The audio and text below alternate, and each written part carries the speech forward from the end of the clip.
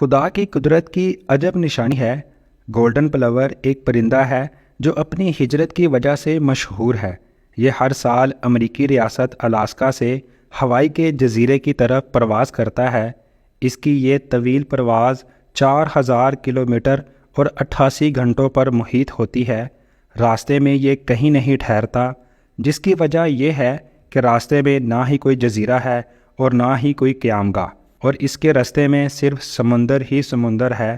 اور اچنبے کی یہ بات کہ اس پرندے کو تیراکی تک نہیں آتی۔ سائنسدانوں نے جب اس پرندے پر تحقیق کی تو انہیں پتہ چلا کہ اس پرندے کو یہ سفر مکمل کرنے کے لیے 88 گرام چکنائی یعنی کہ فیٹ کی ضرورت ہوتی ہے، جبکہ حقیقت میں اس پرندے کے پاس پرواز کے ایندھن کے طور پر تقریباً 70 گرام چکنائی دستیاب ہوتی ہے۔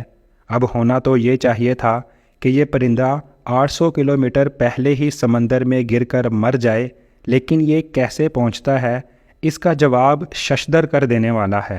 اصل میں یہ پرندہ گروہوں کی شکل میں وی کی شیپ بنا کر پرواز کرتے ہیں اور اپنی پوزیشن چینج کرتے رہتے ہیں، جس کی وجہ سے انہیں ہوا کی رگڑ کا کم سامنا ہوتا ہے بنسبت اکیلے پرواز کرنے کے، اور ان کی 23% انرجی سیو ہو جاتی ہے جو ان کو ہوائی کے جزیرے پر پہنچا دیتی ہے۔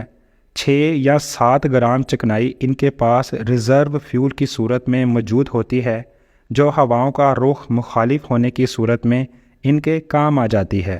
اب ہم پوچھتے ہیں کہ کون اللہ کے انکار کی جرت کر سکتا ہے؟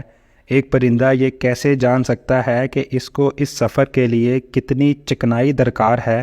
راستے اسے کون بتاتا ہے؟ اتنے لمبے سفر کی اسے ہمت کیسے ہو جاتی ہے؟